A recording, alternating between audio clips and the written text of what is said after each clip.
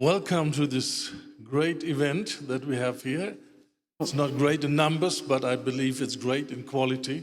Добро пожаловать всем, кто принимает участие в нашем вот таком событии, в великом. Может быть, не великим числом, но великим качеством. If you have come here to get some new inspiration and practical help to develop your spiritual life, welcome. This is the right place. Если вы попали сюда для того, чтобы принять какое-то свежее понимание, какое-то откровение, для того, чтобы как-то обновить вашу духовную жизнь, вы попали в подходящее место, в общем, по адресу. And if you have come here with this question, well, what is all about with my life? What is the plan of God and how can I enter God's plan, my calling? Then you are in the right place. И по адресу вы, если вы на этом месте задаетесь вопросом, вообще к чему вам ваша жизнь, как вам войти в ваше призвание, ваше предназначение. And if you are one of the more mature and advanced believers and you have the question, how can I help young believers to grow, to be set free, to come into the fullness of God's plan, then also this is the right place. Подходящее место — это для более зрелых людей, которые задумываются над тем, как им помогать другим людям, в том, чтобы они могли войти в свое Божье предназначение. I want to start this 9-part series this morning. У нас, Today. получается, есть возможность услышать 9 частей этого семинара. Сегодня мы начинаем с первой части. And I'm going to teach from the Word of God on, listen, the wound of rejection. И первое, с чего мы будем начинать, это с раны отвержения And God's remedy. и о Божьем лекарстве. And the things I want to share, they are not learned from a book, but this is my my life, my experience, my past and my present. И я хотел просто отметить, что то, о чем мы будем говорить, это не какая-то хорошенькая книжка, которую прочитал, какие-то материалы, которые проштудировал. Это то, что я могу рассказать вам из своей жизни, из прошлого и из ее настоящего. There are so many people who live with this ugly feeling on the inside. I'm just not loved, I'm not wanted. Есть очень много людей вокруг нас, и, возможно, мы тоже один из таких людей, кто живет с этим мерзким ощущением внутренним, что меня не любит никто, никто не хочет, чтобы я был в его жизни. I'm always on the outside looking in. Everyone has a good time and everyone is in good relationship, but me, I'm outside and I'm different. Это такое тоже ощущение, как будто бы я стою вне какого-то сообщества людей, там всем рады, там всех любят, там всех хотят, а я стою где-то снаружи, и никто не хочет меня пригласить вовнутрь. And these people have the feeling being second class or being less important. И у людей часто таких бывает чувство, что они какие-то второсортные и не такие важные, как какие-то другие люди. Everyone else is okay, but I am just different. У всех все хорошо, все в порядке, а я просто другой человек какой-то, не такой, как все. And I don't feel loved, I don't feel accepted. И я не чувствую себя любимым, я не чувствую себя принятым. Many times this develops to an attitude, I don't need love, I don't need anyone. Часто это вызывает обратную реакцию. Я тоже никого, в свою очередь, не буду любить, и мне тоже никто не нужен And тогда. then we push people away that want to come close to us. И мы начинаем отталкивать фактически людей, которые хотят как-то приблизиться к нам. Atmosphere, I'm not loved, I'm not accepted. This has developed by certain negative experiences in the past. И, разумеется, вот это внутреннее состояние, что меня не любят, мне никто не рад, это все вытекло из каких-то событий, которые произошли в жизни человека в прошлом. And you suffered a wound which will not heal just by time. И весь смысл в том, что вот такие раны, они никогда не лечатся временем. In German we have a saying, time heals every wound, but this is nonsense. Но интересно, что в русском языке существует аналог немецкого такого выражения, что время все лечит. The wound of rejection is not healed by time. Рана отвержения, которая живет внутри человека, никогда сама с собой никуда не девается и не лечится во But времени. there's only one way how this really can be healed. И есть только один способ, как эта рана может быть исцелена. And I will talk about it. Будем говорить сегодня именно об этом. But let's understand how this wound was brought to us, how it happened. Но давайте сначала поговорим, как вот такого рода раны образуются в сердце человека, из-за чего это происходит. Many times it started long time ago when you were a little child Очень часто все это уходит корнями в глубокое детство. and you were not welcomed by your parents. Когда, например, родители какого-то человека не хотели, чтобы They он был did и not родился. express their happiness to have you. Когда человек, например, какой-то с детства глубокого ребенок не видел какого-то явного проявления со стороны родителей, что они рады, что он у них есть. And out of their own inability to express love, they hurt you, they rejected you. И, возможно, потому что родители, в свою очередь, не были по разным причинам способны как-то выражать любовь. Ребенок такой может принять такое понимание. And you heard ugly words that were combined with very strong negative emotions. Плюс это всегда какие-то негативные слова, отвержения, которые всегда соединяются с разрушительными негативными эмоциями. Emotions of hatred, rejection, Когда anger, despise. нам, возможно, были сказаны слова отвержения, презрения и гнева. Or you were brought into ridicule in front of the family, in front of the school class, or in front of other people. Или когда, например, нас могли выставлять на посмешище, например, где-то в кругу родственников или в школе, на занятиях или в каких-то других And местах. you felt so terrible and you wanted to run away, but there was no place to hide. И вы чувствовали себя настолько ужасно, что вы просто хотели оттуда куда-нибудь скрыться, но негде было спрятаться. Some of us had to hear words like, "You're ugly and you will never make it." Я уверен, что это упирается в такие слова: «Ты урод, у тебя никогда ничего не выйдет». And why are you not like your brother or your sister? Why Почему are you ты- not normal? Why are you that strange? Такой ненормальный, почему ты ни на кого не похож, например, на своего брата или на свою сестру хороших. Those that you were depending on, like your parents or your teacher, they would prophesy a negative future. You will never make it. You will be a disaster in life. И фактически, когда ребенок, он уязвим, какие-то там учителя или родители, они пророчествуют таким образом через свои слова негативное будущее на нашу жизнь. And as a little child, you had this attitude. The adults, they know about it, and they are right when they say it. It's right. У каждого ребенка внутри есть это такое понимание, ощущение, что раз тебе что-то говорит взрослый человек, этому человеку виднее, он знает, что он говорит. And you accepted these lies, and you started to believe them about yourself. Таким образом, мы можем принимать ложь и верить в это во всем. And the result of this rejection is you have no meaning in life. You have no fulfillment. You have no peace. You have no purpose. You don't know why are you here? What shall you do? И в результате подобного рода ран у человека складывается в целом такое мироощущение, что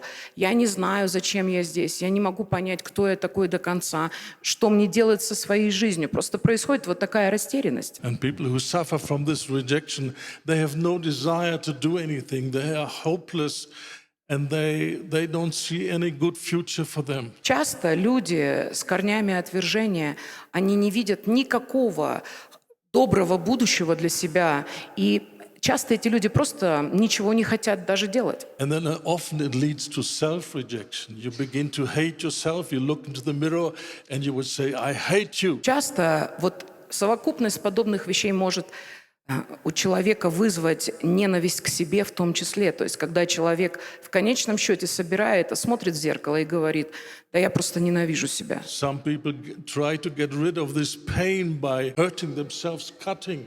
И and doing all kind of strange things. люди потом начинают пытаться избавиться от этой внутренней боли, причиняя себе боль физическую. Например, когда люди делают на себе какие-то болезненные до крови порезы и прочими разными другими методами. And these people are always comparing themselves with others. Такого рода людям свойственно сравнивать себя с кем-то еще. And they have this idea, I wish I would be like this person. У человека внутри живет вот такое желание, как бы мне хотелось быть, как вот этот человек, быть похожим вот на этого человека. And they develop jealousy. Why are they so happy and why I'm so unhappy? На такой почве развивается зависть, и мы просто смотрим на окружающих людей и говорим, ну надо же, какой счастливчик, а почему я настолько неудовлетворенный и несчастный человек? I know there are people like that. Я знаю, что есть здесь такие And люди. there are people like that today in this room. И этих людей в целом много вокруг, и я думаю, что здесь сегодня есть такие люди среди And нас. the good news is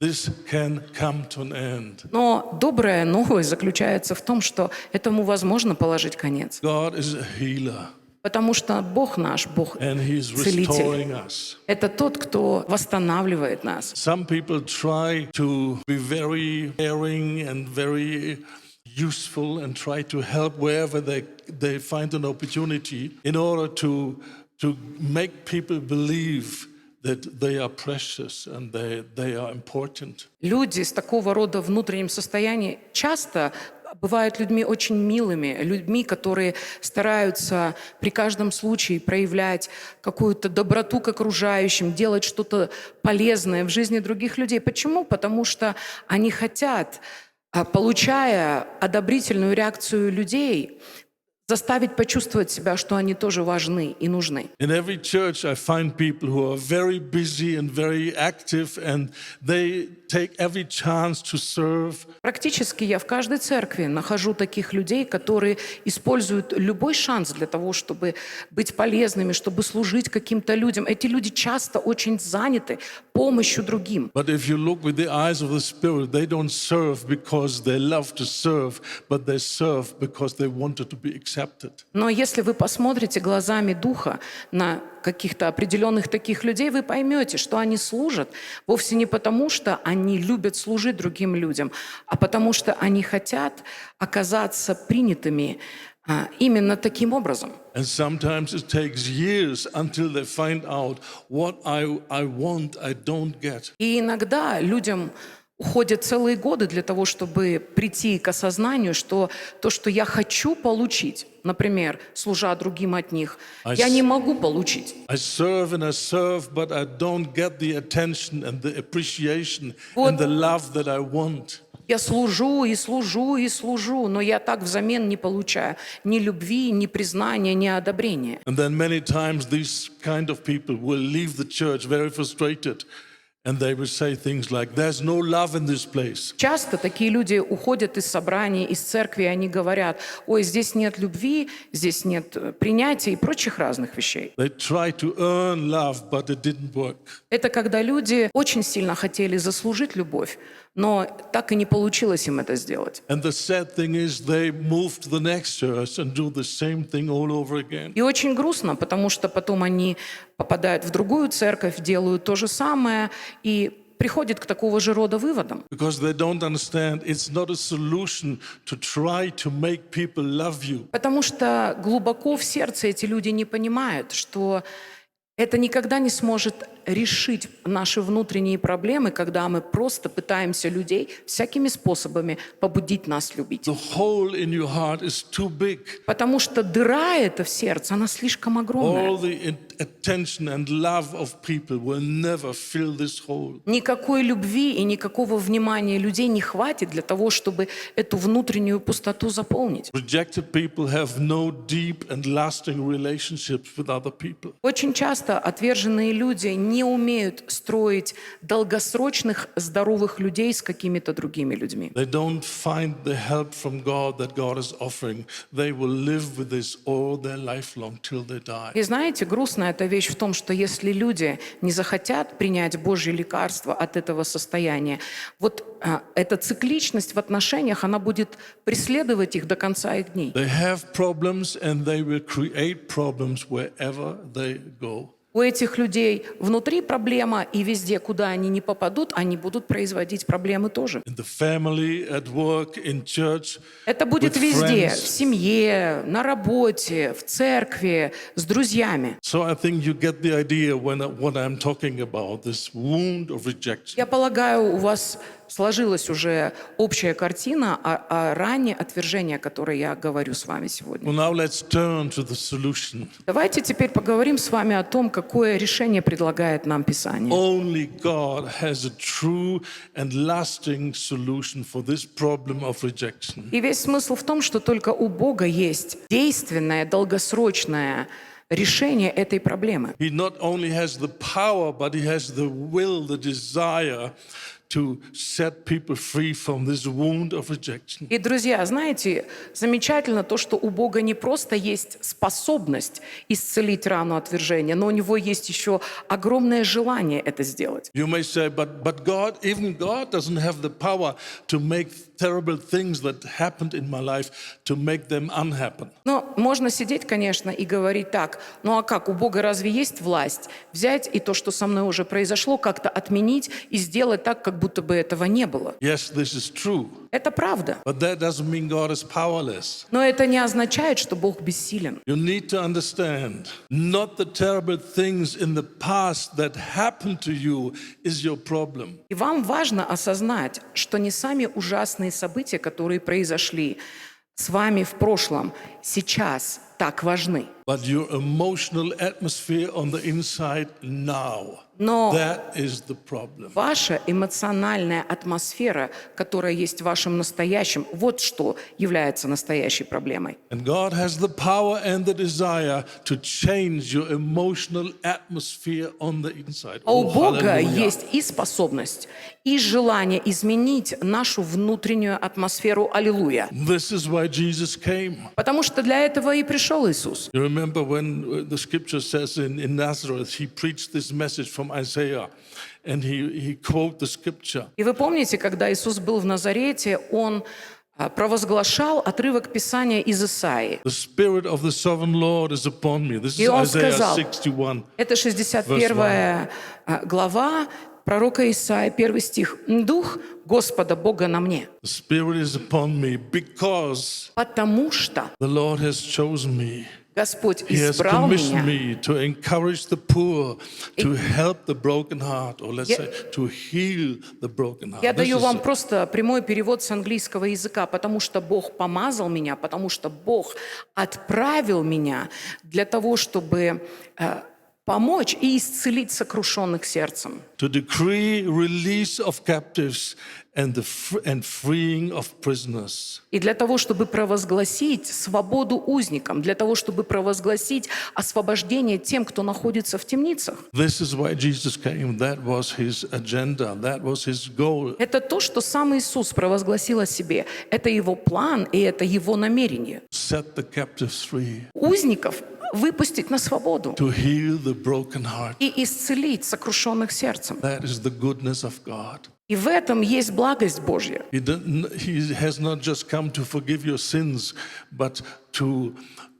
undo the fruit of the sin in your life. Он пришел не только для того, чтобы простить нам наши грехи, но для того, чтобы в целом разделаться с тем плодом, который грех наш или других людей произвел в нашей жизни. And Scripture says Jesus had the power to heal because of what he would do and go through at the cross later on. This is why he had this ministry of healing and restoration and releasing the prisoners. Писание нам говорит, что у Иисуса была власть делать это, потому что Он предвидел крест и то, что Он сделал бы на кресте. Это дает Ему власть освобождать, исцелять и восстанавливать. He took our place, Он знал, что Он займет наше место. took the curse so that we can have the blessing. Он принял на себя наше проклятие для того, чтобы мы могли иметь благословение.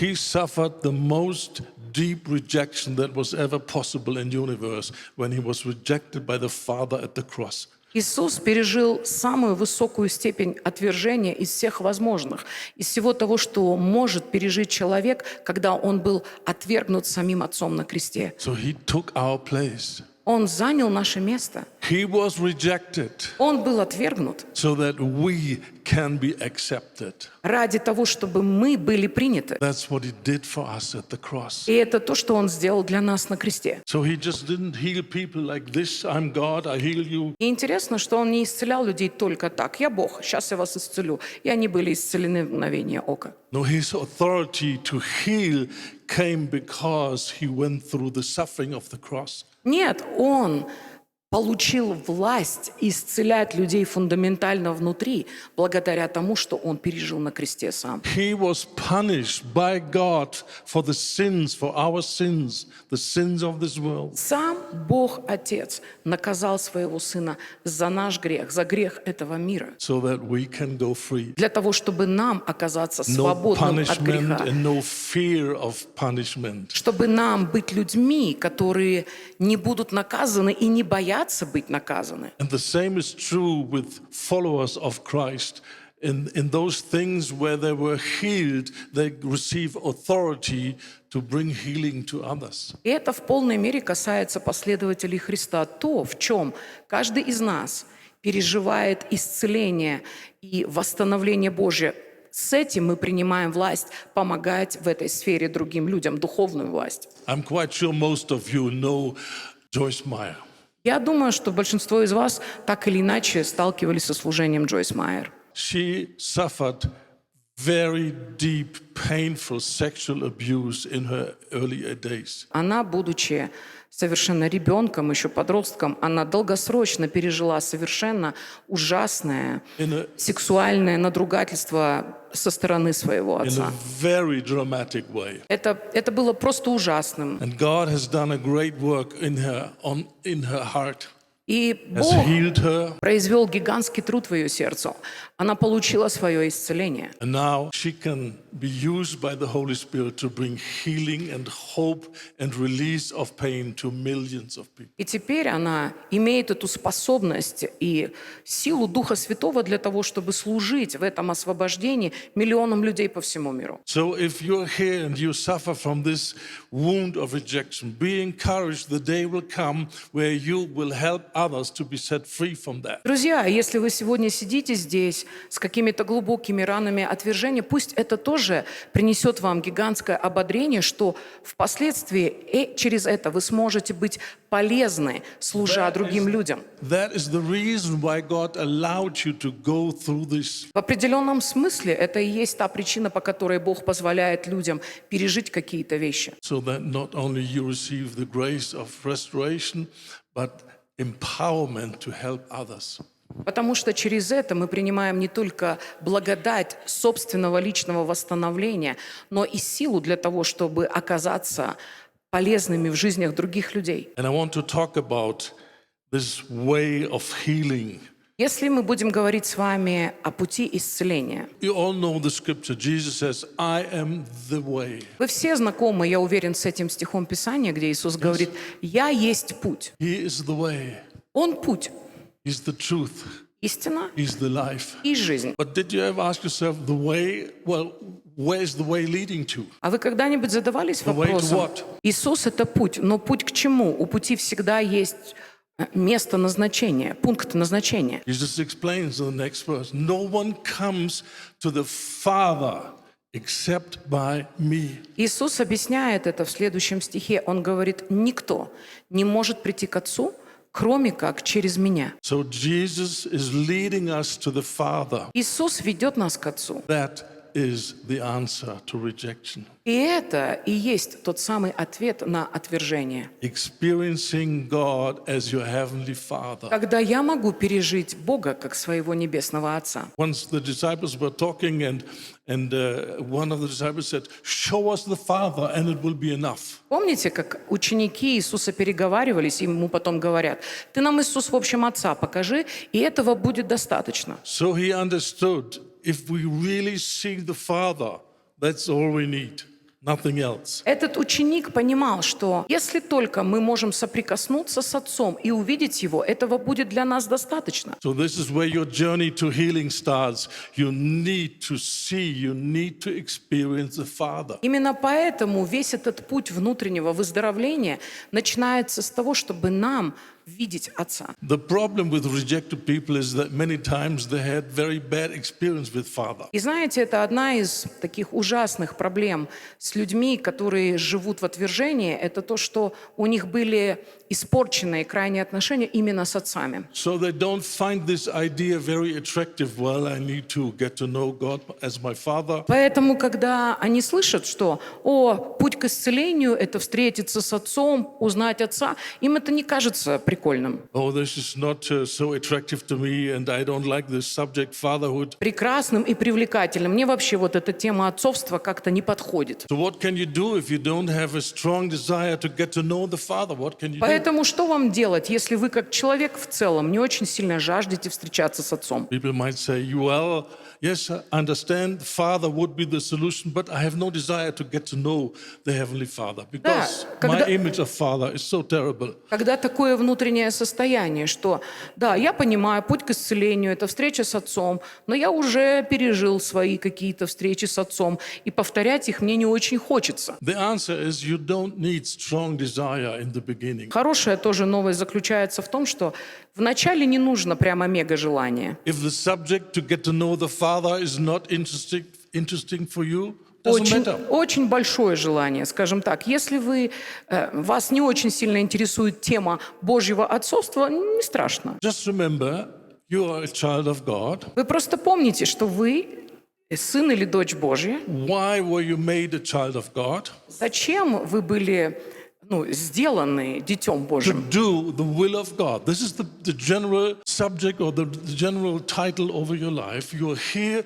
to do the will of God, Для right? того, чтобы исполнить волю Божью. То есть это главный лозунг жизни. Я здесь для того, чтобы исполнить волю своего Отца. No longer what I want, but what God wants. Уже не то, что я хочу, но то, что хочет Он. So this is where we start. С этого мы Jesus начинаем. wants me to bring to the Father. С этого элементарного понимания.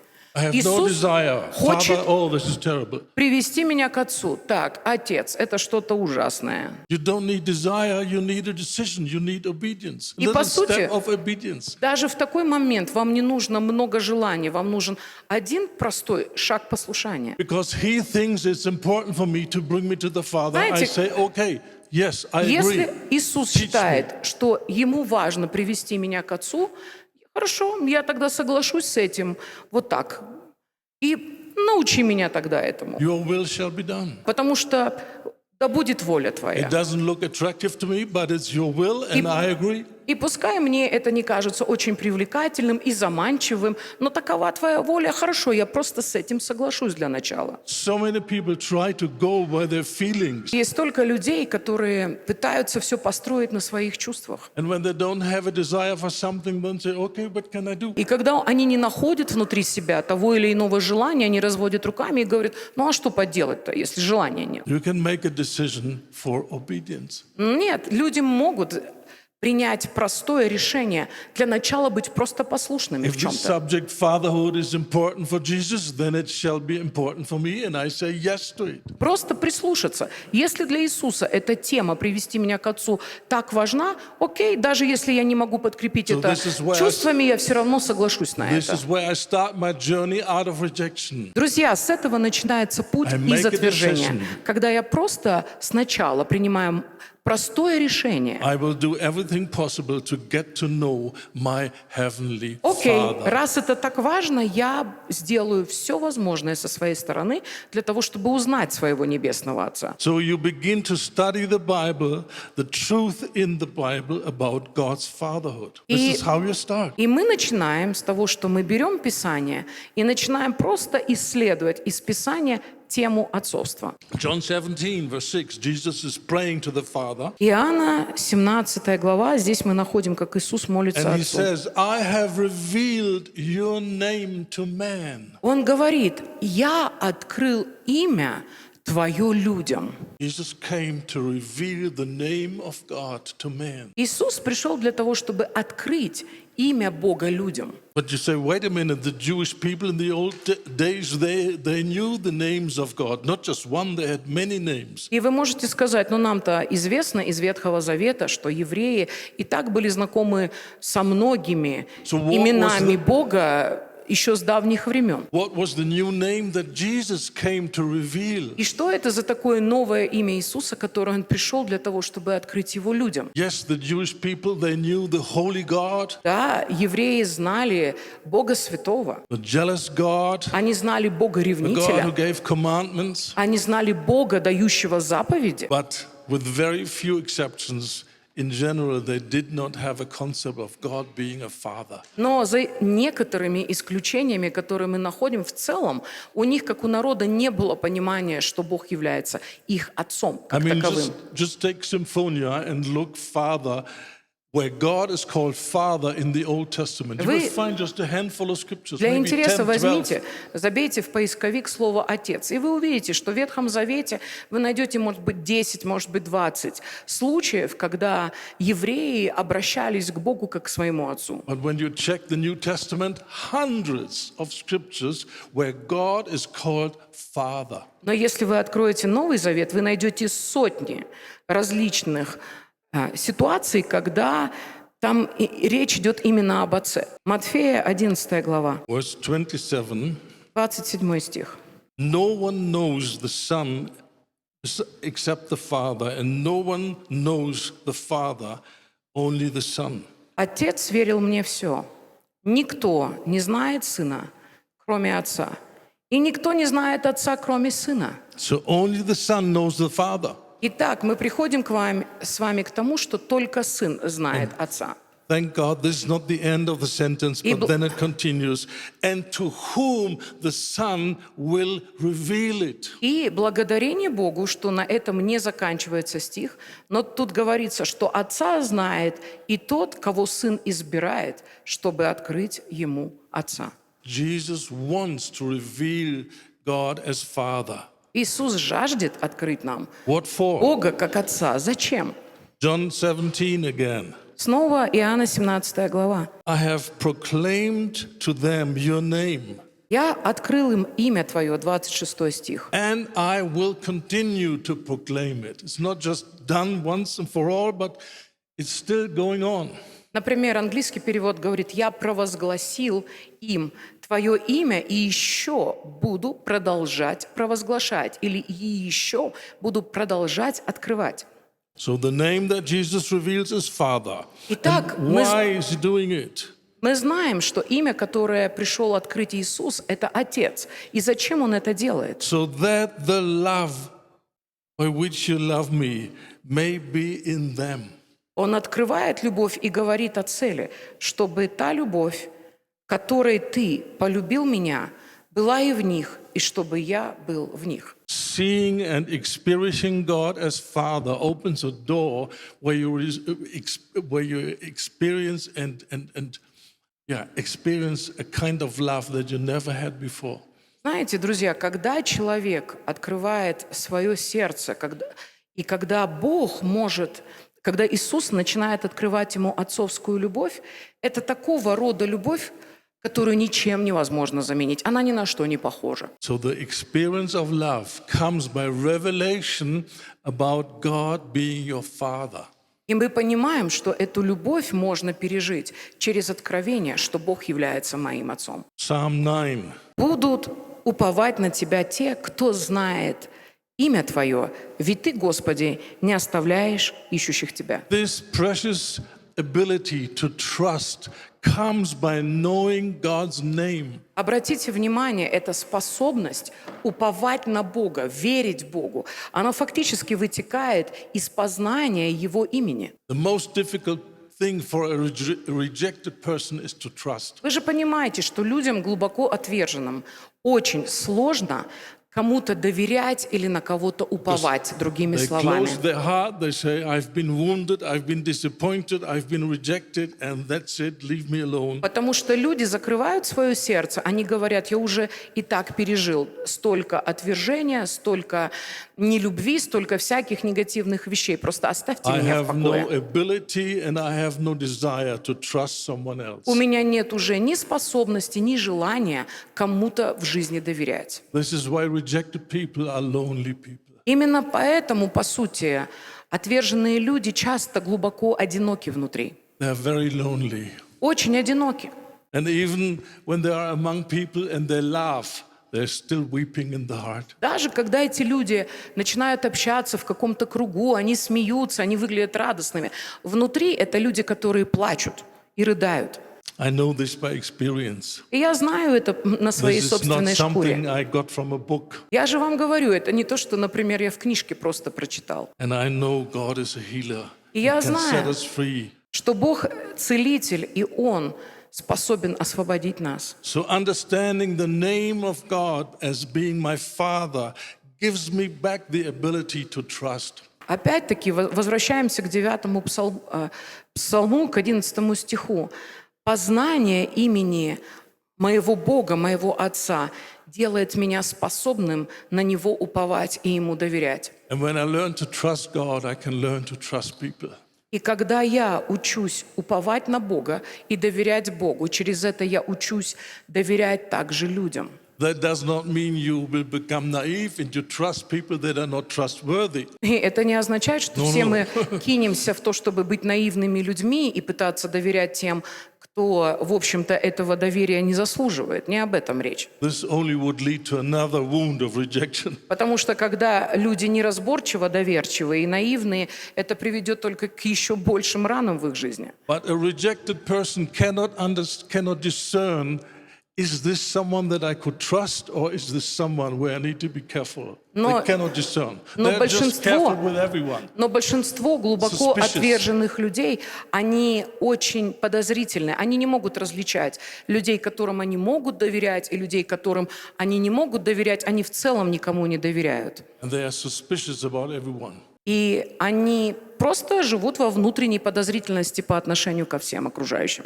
But when we come to this experience, God is my Father, Но когда они начинают переживать, что Бог мой Отец, then we learn to trust. тогда мы учимся уповать. And our eyes will be opened and we will see people that are worthy to be trusted. И тогда наши глаза открываются, и мы можем разглядеть в своем окружении людей, которые по-настоящему достойны доверия. And we can learn to come out of this prison of rejection И and we тогда start мы trusting начинаем again. делать шаги из этой внутренней тюрьмы, когда мы способны доверять кому-то еще. Only in our interaction, our experience with God, we can learn to trust. Только что, опять-таки, это важный пункт. Только через наши взаимоотношения с Богом мы можем научиться подлинному доверию. And when trust comes, А когда к нам возвращается способность many доверять, more good things will begin to happen. то тогда много всего доброго начинает происходить вместе с этим в нашей жизни. Look at Psalm 33, verse 21. 32-й псалом у Yes, нас. our heart will rejoice in him because we trust in his holy name. Псалом 32, 21 стих. «В нем ликуют наши сердца, ведь мы уповаем на Его святое имя». Heart begins to rejoice because we learn to trust. Если мы переведем еще дословный перевод, «в нем радуются наши сердца, потому что мы научились доверять». То есть радость возвращается вместе с доверием. And the pain of rejection will just dissolve И over a боль period of time. отвержения, она начинает просто рассасываться. Ну, это процесс, но это будет происходить обязательно в нашей жизни. So this is the great desire of Jesus to bring us to the Father and to experience the Father Итак- now, not only later in heaven, but here on earth. Мы говорим с вами о том, что это огромное желание Иисуса привести нас к Отцу, потому что Он путь. И чтобы мы научились переживать Отца и не просто ждать, когда это наступит на небесах, и мы там с Ним встретимся, но здесь, на земле. Later in heaven, we don't need healing. Никому из нас уже не понадобится исцеление на небе, We all will be completely restored. потому что все мы будем в полной But мере we восстановлены. need the experience of the Father now. Но суть в том, что сейчас, здесь нам нужно переживание Отца. Just look how Jesus started his ministry. What was the first thing that happened when he was released into his Вы ministry? когда-нибудь обращали внимание на то, с чего началось служение Иисуса? Что было, как только вот он был высвобожден в служение, он пошел и начал служить? Well, maybe you could say miracles began. He changed water into wine. Может быть, вы думаете, да, я помню, как он превратил, можно сказать, воду в вино. Yes, that was the first miracle Это he было did. чудо. Да, это и в самом деле было первое чудо, которое он сделал. But that was not the first supernatural experience that happened to him. Но это не было первым сверхъестественным переживанием Remember у when he Иисуса. was baptized, heaven opened and a voice from heaven came. Помните, когда Иисус пошел креститься к Иоанну, открылись небеса, и сошел голубь, и был слышен голос с небес. And what did this voice say? И что этот голос проговорил? Go at work, my son. Давай, приступай к There's a lot работе, to do. сын мой. Тебя ждет много важных дел. No, Нет. it didn't start with the work. Это никогда ничего It не starts начинается with с работы, expressing his affirmation. с каких-то дел. Это начинается You are с my выражения, beloved son. утверждения, принятия. Ты мой возлюбленный сын. And this is how we should start our ministry. И каждому из нас стоит начинать свое служение с чего-то абсолютно именно такого We же. need- Каждому из нас необходимо иметь это сверхъестественное переживание, которое мы имеем через Духа Святого. That God is our Father and that He is pleased with us. Что Бог — это мой Отец, и Он рад и доволен мной. Some might think, pleased with me, God? Come Бог on. доволен мной, да вы шутите.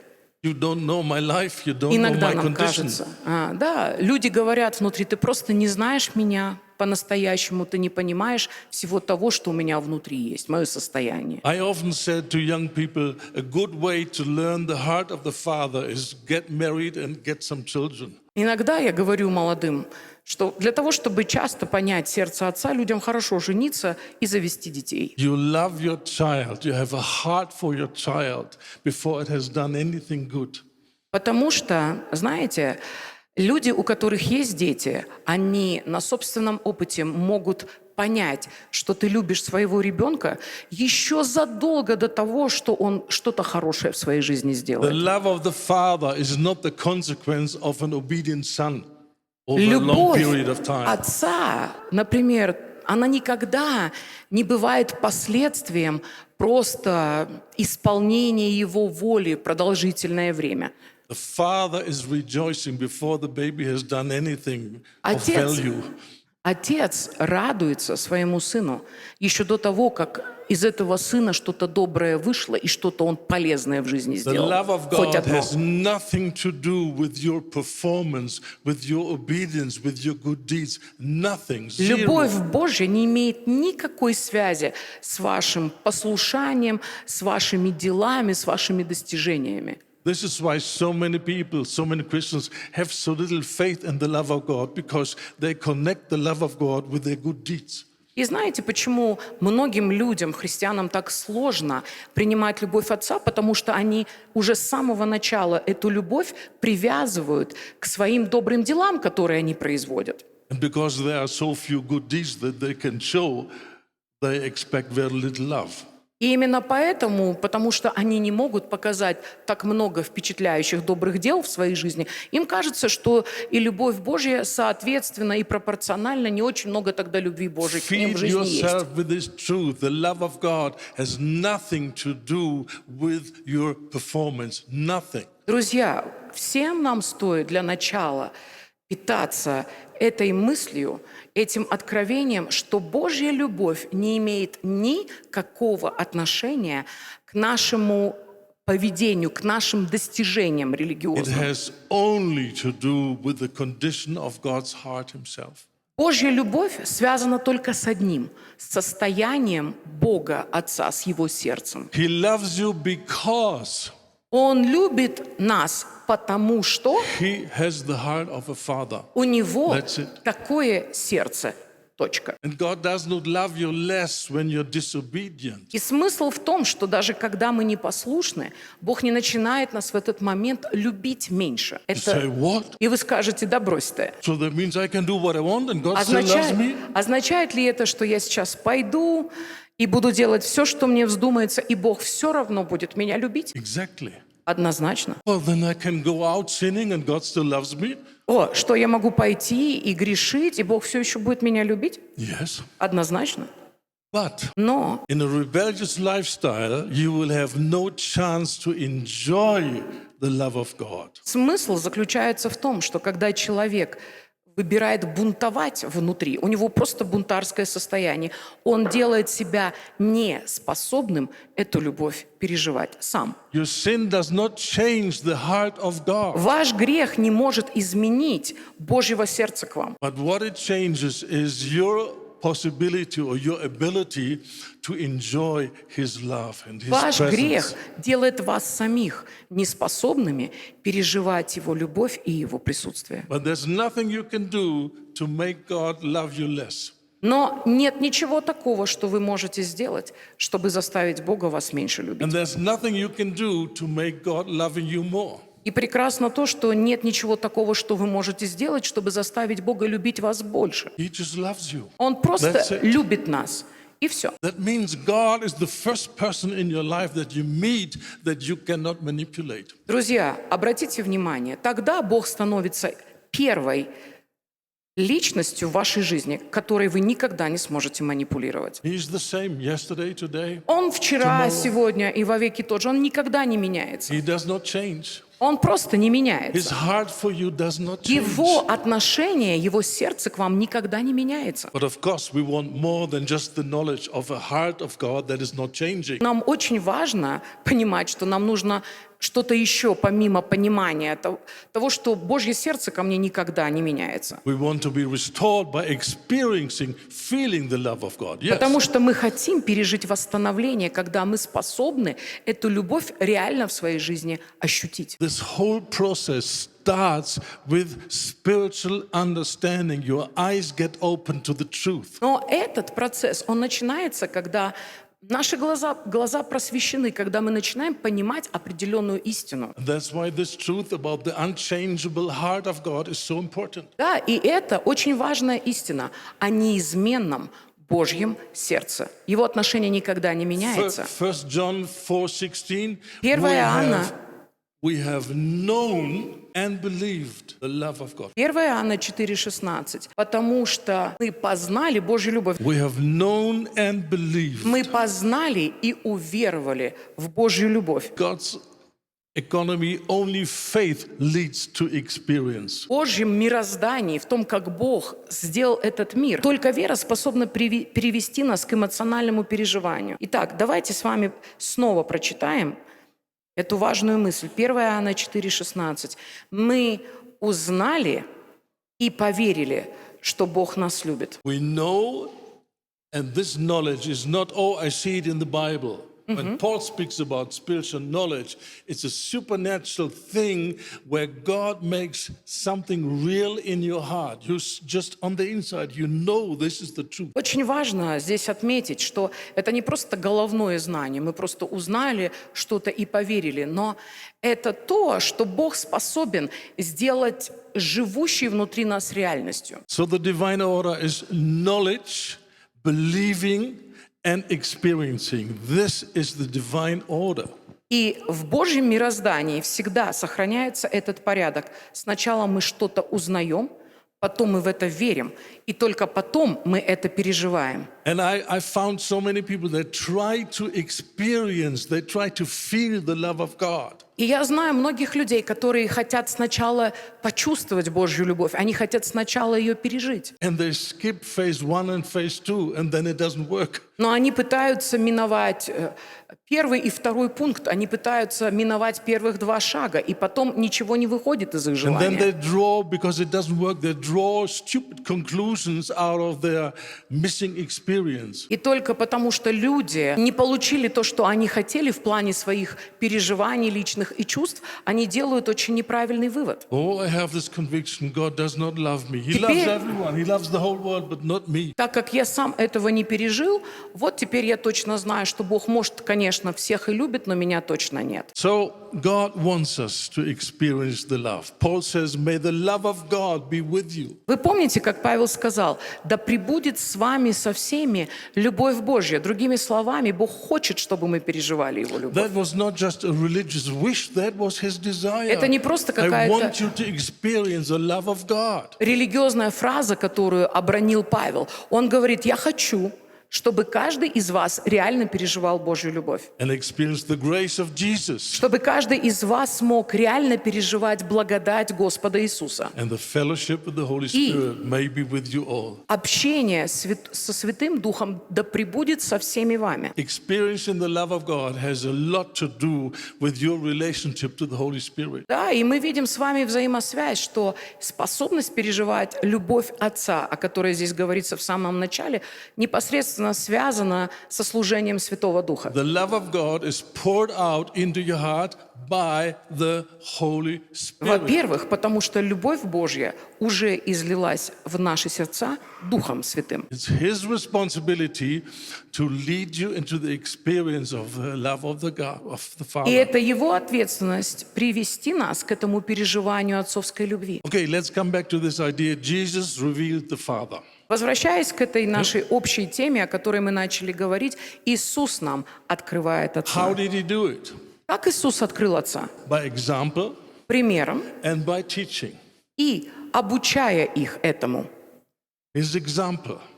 Своим примером. It's important to notice His example. Нам очень важно обратить Jesus said, внимание if you see me, you see the Father. на пример, который нам дал Иисус. Иисус сказал, если вы видели меня, вы So, видели Отца.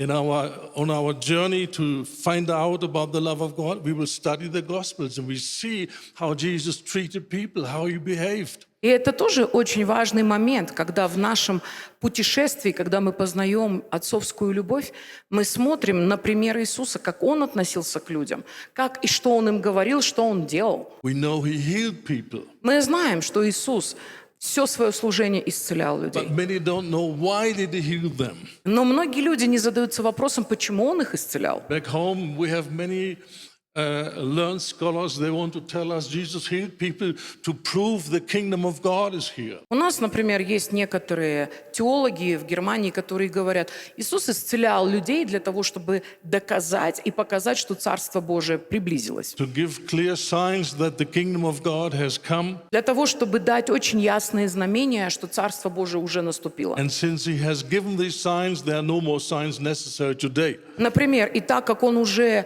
утвердил нас в этом понимании, что Царство Божие приблизилось, в нашей нынешней жизни, в современном мире, мы уже не нуждаемся в подобного рода доказательствах. But the Word of God doesn't say that Jesus did miracles to show Himself as God. Но знаете, нигде в Писании не написано, что Иисус сделал чудеса для того, чтобы показать всем, что Он Бог. In fact, we read about situations where He healed people and He said, don't tell anyone. Более того, мы часто наталкиваемся на ситуации, когда Иисус, исцелив кого-то, просит этих людей никому об этом не рассказывать даже. If He needed the miracles to convince people that He is God, then why would He say something like this? Don't tell it to anyone. И если Иисусу так нужно было, чтобы другие люди распространяли о Нем молву, что Он Бог, то зачем Он просил их ничего не говорить тогда? No, let's look at Scripture. Matthew 14:14. Давайте откроем с вами Матфея And there we 14:14. read, He saw the large crowd and He had compassion on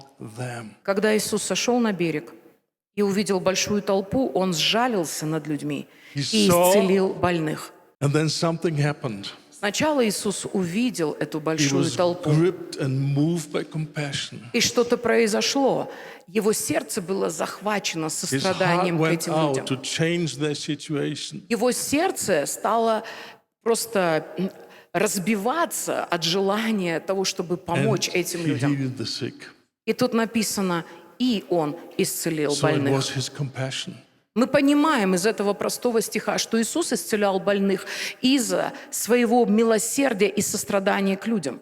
The God of the Bible is a God of compassion. Бог библейский — это Бог And сострадания и Бог, который способен сжалиться. when we are in pain or in difficulties, we tend to believe that God doesn't care. Знаете, когда люди переживают какую-то острую боль, когда люди переживают какие-то страдания, у них есть тенденция думать, что Богу все равно в такой момент. And then people begin to accuse God. И люди могут даже начать обвинять Don't you Бога. see my situation? Why don't you do anything about it? You help others, but you don't help me. Когда люди говорят: слушай, ты видишь, Бог, какое у меня затруднительное сейчас положение, почему ты помогаешь другим, почему ты вот сейчас не помогаешь мне? They go by what they feel and what they experience. Эти люди опираются на свои чувства Then they и на draw a свое conclusion переживание. about how God would look at them. И на основании этого они делают выводы о Боге, как Бог на них But we смотрит в start этот with the Bible момент. truth. Но мы начинаем с вами с библейской истины The всегда. God that we serve looks at us with compassion.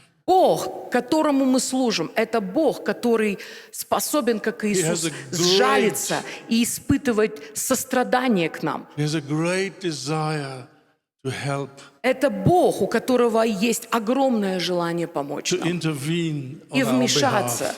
That is what ради the нас. Bible says. Это то, что провозглашает нам Писание. If we study the Gospels, we don't find one person in need coming to Jesus that he would deny and reject. Not Если one вы person. прочитаете Евангелие, все Евангелия 4, вы не найдете ни одного случая, когда какой-то человек обращался к Иисусу и ушел ни с чем. You should draw a conclusion from that. И из этого тоже следует сделать нам If очень he важный didn't вывод. reject one Если in those Иисус, days, ходя по земле в те дни, не отверг ни одного he's the- человека, and he's the same yesterday, today, and tomorrow, и Он тот, который вчера, сегодня и вовеки тот же самый, и никогда не меняется, then he will not reject one today. Он не станет отвергать кого-то и сегодня. He will not reject me. Даже одного не станет отвергать, даже меня не The станет way you отвергать. look at God, То, как люди if you're смотрят на not filled Бога, with the Word, это самая важная вещь в жизни. Если человек не наполнен the devil Словом, will play piano on your emotions. знаете, дьявол сядет и будет играть свои мелодии на ваших эмоциях And постоянно. you feel lost, forsaken, ignored, И у вас rejected будет even by тогда God. полная возможность почувствовать, что вы оставлены, брошены, забыты Богом. And you have no idea that it's all just a bunch of lies. И You have вам no даже idea. не будет приходить в голову, что все это просто одна большая куча лжи. You take your feelings for reality. Когда мы берем и свои собственные чувства и переживания воспринимаем как реально единственную существующую реальность. So our image of God must come from Scripture, and from Итак, Scripture alone. это очень важная вещь. Наше восприятие и понимание Бога должно вытекать только из Писания. So Jesus showed us the Father by example. И мы знаем с вами, что Иисус нам показал Отца на своем примере. We see Him, then we see the Father. И Он He is сказал: the same. «Я точно такой же, как Отец. Если вы видите Меня, вы видите Отца». And the second way He revealed the Father by teaching, by His И teaching. мы уже с вами говорили, что второй способ, как Иисус показал нам Отца, это через слово, которое Он говорил, через проповедь, через обучение. And Jesus would teach about how the Father looks at things, how the Father sees us. Он рассказывал много разных вещей, которые дают нам понимание, как Бог Отец смотрит на вещи, как Он реагирует на вещи. And Jesus was encouraging the disciples. God is a God that will reward you. You don't serve Him in vain. Например, нигде вы не найдете, чтобы Иисус хоть раз говорил, что Отец наш не будет никого вознаграждать. Нет ни одного утверждения, но напротив, что Бог наш — это Бог вознаграждающий, Бог воздающий. Ни один человек не служит Богу впустую. And many times He would use this term, your Father, И очень your часто Heavenly Father. Иисус использует этот оборот, и Он говорит: «Ваш Отец Небесный». Wanted to bring home the idea God is really your Father. Я думаю, что Он очень много раз старался донести эту идею до своих слушающих, что Бог — это наш Отец. And he desires to be with you and to be involved with you. И Он хочет быть с нами, и Он хочет быть вовлечен в нашу жизнь. And he would say things like, the Father has counted the hairs on your head. Вы помните, как Иисус сказал, что Отец пересчитал даже каждый волос на нашей голове. If you have a technical brain like a German, you would say, well, what is it good if he knows the number of my hairs? Знаете, если у вас Doesn't такой help me. практический мозг, как у любого немца, немец думает так: ну и что толку, что он знает, сколько волос у меня на голове? Молодец, какой пересчитал. No, you need to see the loving father having his child on his lap and then going through the hair. 1, 2, 3, 4, 5. Вы And he's подумайте, just для того, excited чтобы... that he can do something with the child. Знаете, для того, чтобы посчитать волосы ребенку, нужно посадить его себе на колени. И для того, чтобы считать волосы на голове у своего ребенка, там копошиться у него в голове, этого ребенка нужно любить. Сидеть и что-то делать прикольное с ним. Вот просто волосы ему считать. Because remember, he has planned your life, every detail. Потому Where you что- will be in 10 years, whom you will marry, and what you will do for life. He has planned everything. Бог усмотрел нашу жизнь, Он запланировал разные вещи в нашей жизни. Он знает, кого Он нам приготовил, например, для замужества. Он имеет в своем сердце очень много разных подробностей о нас. Bible says he has thoughts of future, good future for Писание us. нам говорит, что у Бога есть очень много мыслей о нас для нашего блага, чтобы дать нам будущее и надежду. То есть у Бога есть много мыслей хороших о нас на In будущее. his wisdom, everything is prepared. По Его великой мудрости все приготовлено. So he said, okay, what can I do? Okay, let's take the head and count the hairs. И он тогда, ну что сейчас будем делать? Ну пойдем, я посчитаю тебе волосы Can you на see голове. yourself sitting on the lap of the Father and he smiles at you and he's counting your hairs and Не he's знаю, rejoicing? вы можете себе это представить, что вы сидите у Бога Отца на коленях, Он копошится у вас в голове, считает вам волосы и радуется от этого. Or are scriptures in the Bible interpreted by a religious devil and you see an angry God who has a desire to punish you and make it very hard on you? Или вы, знаете, это продиктовано религиозными демонами, вы видите Бога, который вечно к вам придирается и вечно хочет просто что-нибудь вам сделать эдакое. And you say, yeah, but the Bible says God chastises us. Но, возможно, вы сидите и думаете, ну да, в Писании написано, кого Бог любит, того и наказывает. Yes, and in German is used a very terrible word for that. Знаете, и, например, в немецкой Библии слово «наказывает» — это очень жесткий термин. But thank God the New Testament was not written in Russian and not in German. Но благодарение Богу Новый Завет не был написан ни на русском языке, was ни written на in немецком языке, а на греческом And языке. this word chastises just means discipline, trains, И это educates слово us.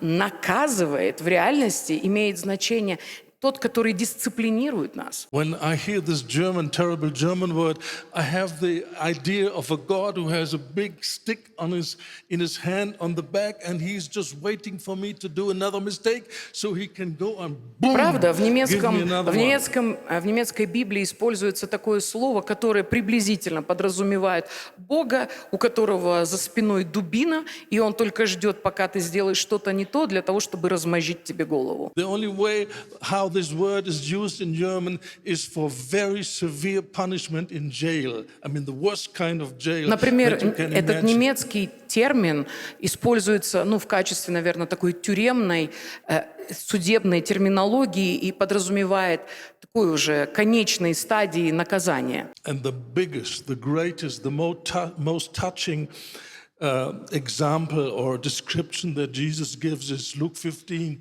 the parable of the lost son. И, разумеется, самый, наверное, такой трогательный пример мы находим в Луке, в 15 главе, в притче о блудном сыне. And I think you all know this parable about the son И я who думаю, что вы все знаете эту left притчу. his father, who took his inheritance and went into the world and spent all his money for когда- stupid things. Когда речь идет о сыне, который востребовал свое наследство, который пошел и растратил его на всякую ерунду в этом мире. And the first amazing thing when the son said, "Give me my inheritance and I want to go," the first amazing thing is the father didn't grabbed him and said, "You stay here, I will not allow you to go." Знаете, и вы можете обратить внимание на то, как эта притча с самого начала идет. Когда пришел сын вот такой, в таком отношении, и говорит: я пошел, я беру свое наследство, до свидания.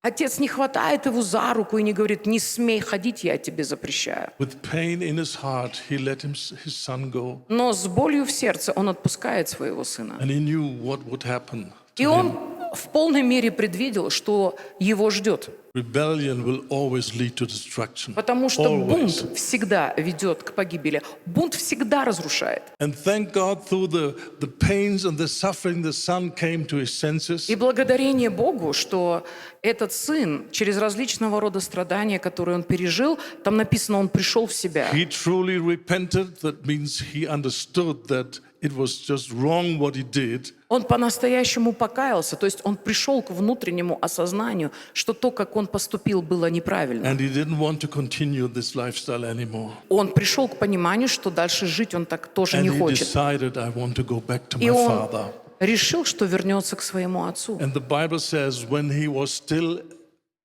far off, И Писание говорит нам, что даже когда отец его увидел издалека, где-то вон там, the father saw him. отец его увидел That says издалека. he was waiting.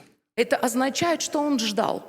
He was hoping. Все время ждал He и didn't give up надеялся. his son. Он внутри своего сердца не смирился с тем, что его сын He потерян. was waiting for him to come Но он back. стоял и ждал, пока And он as soon as вернется. he saw him coming, И как только он увидел, что его сын what идет does навстречу, Jesus say? What did the father do? Иисус говорит, как поступил отец. He ran towards him. Он побежал ему навстречу. He was not standing like this. Oh, let him come home. Он не He стоял и will не hear говорил: something. так, пусть только появится дома. Сейчас мы посмотрим. He ran towards him. Он побежал к нему. And when he reached him, he hugged him. И когда он добежал до него, он обнял его. The stench of pigs is one of the most terrible stenches you can experience. Я могу вам тоже из опыта сказать, свиная вонь – это одна из самых ужасных разновидностей вони. It's a pain in the nose Это болезненная штука для носа. compared to cows. I mean, cows have a wonderful smell, but the pigs, oh my goodness. Например, если вы будете сравнивать запах, да, в стойле коровы, это просто прекрасный запах по сравнению с тем, как And the воняют son свиные lived with the свинарни. pigs. И сын его жил со свиньями. And that means he smelled like pigs. И значит, он был просто пропитан этой вонью. Он просто смердел, как свинья. One сам. day I was with my family in Denmark, Однажды мы с нашей семьей гостили в Дании. and the owner of the holiday house that we rented, he was a farmer, and he И, had a pig farm. и мы снимали дом у одного фермера, у которого как раз был свинарник еще большой. And he had hundreds and hundreds of pigs. И этот человек в реальности держал сотни свиней. And one day he said, "Come and I will show you my pigs." И однажды он такой приходит к нам и говорит: ну, пойдемте, я вам свиней своих покажу. And just to be polite, we said, "Okay." My wife said, "No, I stay. You go with the kids." Да.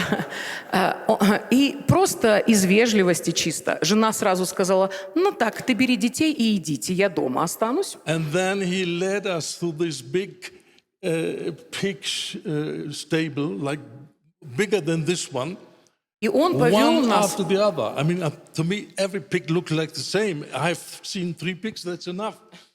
Он повел нас по гигантскому сооружению, больше, чем это. Я так думал, ну окей, 3 свинячьих морды увижу, и достаточно, они все на одно лицо. But he Нет. wouldn't let us go until we have seen the last pig of his hundreds Да. of pigs. Но он не отпускал нас, пока мы не пошли и не заглянули в глаза всем сотням свиней, которые у него там So были. finally, we have seen the last pig. Потом, когда мы уже увидели последнюю свинью And наконец-то, I rushed home with my children. и мы бежали домой с at that time. детьми.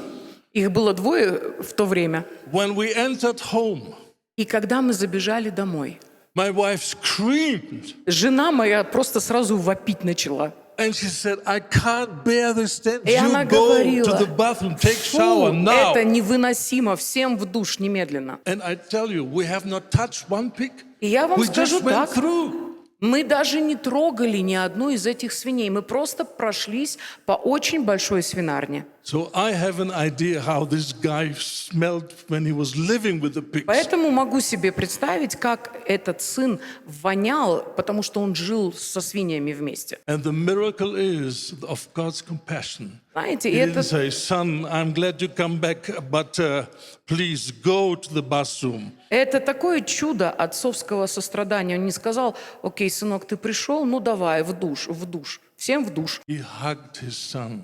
Он обнял своего сына.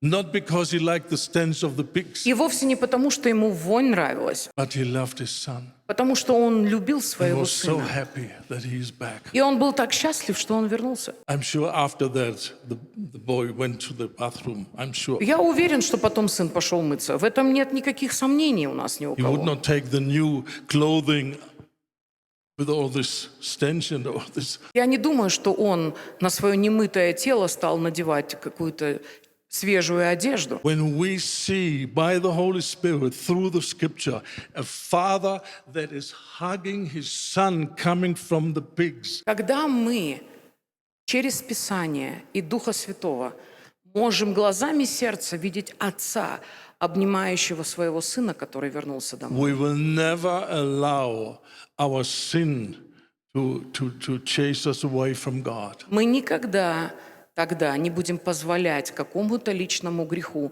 прогонять нас из Божьего You присутствия. need to get a revelation. Друзья, нам всем очень важно обзавестись With этим your sin, откровением. you are welcomed at the heart of the Father. При всем твоем грехе Бог ждет тебя. I'm sure it was a sacrifice for him to hug the son with his stench. Я I'm sure. понимаю, что для отца это было огромной жертвой обнимать такого вонючего сына. But love is willing to bring any sacrifice. Но вы знаете же, что любовь, она готова принести любые жертвы. So ask God for revelation that with your sin you are welcomed at the heart of the Father. Поэтому просите этого откровения, что даже если вы недовольны собой, вы видите какой-то грех в своей жизни, что Бог все равно очень сильно хочет He встретиться с вами. doesn't want to beat you up. He doesn't want to rebuke you. И не And для what того- have you done? And I told you in advance. И не для того, You wouldn't чтобы вас listen. забить, не для того, чтобы вас грызть, типа «я тебя предупреждал», «я так и думал, что так выйдет» и всякими такими вещами. He accepted him as he was. Он принял его таким, какой он есть. So many times people sin and the devil says, now you cannot go to God. Look Знаете, how ugly. Так часто это случается с нами, что мы согрешили в чем-то, и дьявол нам говорит: смотри, какой ты мерзопакостный. Богу уже никак нельзя. The devil can be very religious. Don't you know God is a holy God? Интересно, что дьявол бывает таким религиозным. Он нам начинает говорить: ты же разве не знаешь, Бог такой святой Бог? How dare you to come into the presence of God like this? Как ты смеешь в таком виде приходить в Божье присутствие? No, remember Luke 15, the Father. Просто помните эту притчу отца, Come. который с распростертыми объятиями, он говорит: ты приди. I remember as a young Christian when I got this revelation first time. Я помню, когда я был молодым христианином, и в мое сердце пришло это откровение. I said, I will apply this truth. И я просто сказал себе: я буду это применять к своей жизни. I fell into sin И я, например, спотыкался и падал в and какой-то I грех. said, Father, now I need your love.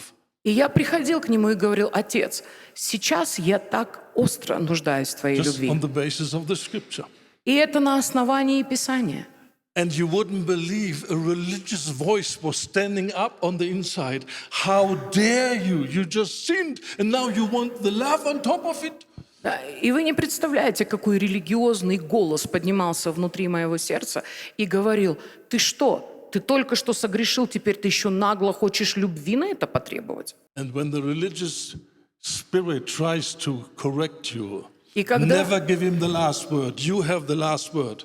друзья, и когда религиозный дух пытается внутри вас восставать, не позволяйте ему, потому что вы имеете последнее слово. And I said, yes, on the basis of Luke 15, I dare to ask for the love of И, God. например, что я делал? Я говорил: нет, на основании Луки 15 главы, сейчас я приду к Богу, и я буду просить Его любви для себя. That breaks this old concept. You did well, then you get love. You didn't do well, now you don't get love. Знаете, и это тогда разбивает внутри нас эту старую песню. Окей, ты сегодня хорошо себя вел, вот тебе любовь. Сегодня ты себя плохо вел, любви тебе не будет. You don't deserve love, Никто из нас не заслуживает but любви. God wants to show His love. Но Бог все равно хочет ее And нам His показать. love is the most powerful weapon to stay clean and to stay in И obedience. удивительно, что именно Его любовь – это самое мощное оружие, которое помогает нам хранить себя чистыми. So by scriptures, you need to see a God that has a heart for you. Друзья, мы с вами говорим о том, что нам очень важно из Писания увидеть Бога, чье сердце простирается к нам. He's not just loving everyone else and tolerates you. No, His heart is for you. Это не такой отец, который всех любит, а тебя просто терпит. And He's full of good intentions and good thoughts. Это его сердце, которое полно всяких добрых намерений for you. по He's отношению not к тебе. against Это you. тот, который за нас, а не против нас. And He wants you to experience His love. И он так сильно хочет, чтобы вы могли пережить его любовь. And His love can bring such a restoration. И его любовь, она несет такое восстановление. I remember one situation when I was ministering in a Bible school. Однажды я помню ситуацию, когда я служил в одной библейской школе. And we had a time in the presence of God. И мы проводили просто вместе с ребятами And, время в Божьем присутствии. I did what the disciples did when Jesus was ministering. They opened their eyes. И я сделал то, что делали ученики во время служения. Я открыл глаза. Did you ever read, oh, Jesus is going to heal, let's close our eyes, this is a holy moment? Знаете, вы когда-нибудь читали такой стих Писания? О, Иисус сейчас будет исцелять, всем нужно благоговейно глаза закрыть. Then how could they write in detail how He healed? Если они все благоговейно закрывали глаза, то как они смогли увидеть и потом подробно записать, как Он исцелял людей, интересно? They opened their eyes in the most holy moments. Знаете, они открывали глаза в самые святые моменты. That's why they could write. He did it like this. He put mud on the eye. He spoke this. He did this. Поэтому они могли записать, вот он сделал грязь, вот он брение там приложил, и то, и сё. То есть они знали все подробности. So there was a holy moment. Да, и там... And I did what the disciples did. I opened my eyes. Итак, в этой библейской школе у нас был святой момент, и я сделал то, что And I сделали looked over ученики. the crowd. Я открыл глаза и стал смотреть, And suddenly I saw a certain woman. и я просто стал всматриваться в людей, и вдруг я увидел там одну женщину. I don't know anything about her. И знаете, это женщина, о которой я ничего не But знал. when I looked at her, I felt a strong desire on the inside to go and pray for her. Но когда я на нее посмотрел, у меня возникло очень сильное желание просто подойти и помолиться за нее. And because I had experienced something like this several times before, I thought when I go and lay hands on her, then I will have a prophecy or Да, и word of потому что до encouragement. этого со мной уже так было, я думала, сейчас я к ней подойду, начну за нее молиться, и у меня будут какие-то слова пророчества, какого-то ободрения для нее. So I went, put my hand on her shoulder, Я подошел, положил ей руку на and плечо waited for a word. и встал, и пытаюсь внутри себя слово для нее But услышать. no word came, Но нет никакого слова and I внутри. didn't know what to do. И я понятия не So имел, I что just- мне в такой момент делать. I just gently started praying in tongues for her. И я просто начал очень нежно молиться за нее на языках. And then I went back to my place. И просто помолился и вернулся на место на свое. After the meeting, this lady came to me, Но потом, после служения, ко мне подошла эта and she женщина. asked me, И она спросила у меня, do you know Kiswahili? ты знаешь This is a кицуахили? language which Maasai people in Africa speak. Это язык Масаи. I said, no, Я no сказал, idea. понятия не имею And ничего об she этом. smiled. И она улыбнулась. Why is she smiling подумал- when I don't know Kiswahili? What is the reason? Чему улыбается reason to женщина? smile. Да, что я свахили не знаю или в чем дело? And she didn't give any explanation. She went. Да, и она просто поулыбалась себе и ушла. Several months, or even not exactly a year, but more than several months later, I got a letter from her. И потом, Не знаю, много месяцев спустя я получил от нее письмо. and she told her story. И она рассказала мне свою She историю. was the daughter of a couple that were missionaries to the Maasai people in Kenya. Она оказалась дочерью одной миссионерской пары, которая служила Масаи, это такая народность в Кении. And her parents grew old, and she was supposed to take over the work, the mission И station. ее родители состарились, и ожидалось, что она примет на себя их труд и продолжит их дело. But she failed, and she couldn't do it, and she left the mission field and went back to Germany. И потому что она потерпела неудачу, она решила вернуться обратно в Германию And и оставила миссионерское дело. for many years, she felt she had forsaken God. She was not faithful. She was disobedient by leaving the ministry, and she felt condemned by God. И целых много лет она прожила с этим внутренним чувством, что она была ужасной неудачницей, что она оказалась неверной Божьему призванию, что она, с ней все не так. То есть она пребывала вот в таком жутчайшем самоосуждении. And she said, when you prayed for me in the Bible school, И она мне написала, когда ты помолился за меня в you библейской школе, used a special word in Kiswahili она сказала, ты использовал такое слово в языке. Father is a very special word that a father would use to express his love to his child. Говорит, и это такое особенное слово, которым пользуются масаи, чтобы выразить особую отцовскую любовь к своему ребенку. And she said, she wrote, that was the beginning of her restoration. И она сказала, и это послужило началом для моего This восстановления. word broke the shadow of condemnation and shame, and you are not faithful, and you left it, and Потому что, you don't deserve any love anymore. потому что это слово разрушило этот плен собственного негодования, какого-то самоосуждения, что ты уже больше ничего не заслуживаешь, потому что ты неудачница. This word was the turning point. И это слово, которое она услышала, было вот таким поворотным моментом. Her restoration began. И ее восстановление началось. And she wrote, I can see God smiling at me. И она And he is my написала, она loving говорит, Father. надо же, я могу увидеть Бога, который улыбается мне, это мой любящий Отец. One word of God Знаете, одно Слово Божье, changed everything. способное все изменить. You need to hear the loving affirmations of God by the Spirit for you, not just reading the Bible, Каждому из нас так важно услышать эти слова принятия и одобрения, которые Бог говорит нам. Не просто там мы что-то абстрактно читаем в Библии, но когда мы понимаем, что это слово обращено для нас лично, к нам лично. I respect the scriptures highly, Вы понимаете же, что я крайне высоко ценю Писание. but we need more than scriptures. Но очень часто нам нужно гораздо большее, чем просто книга. Jesus said we live by every word, the spoken word, the rhema word, which comes out of the mouth of God. Потому что Иисус говорит, потому что мы живем всяким словом рема, которое сейчас Бог говорит нам. It's not the general logos word that you see in the Bible. Это не общее слово «логос», которое мы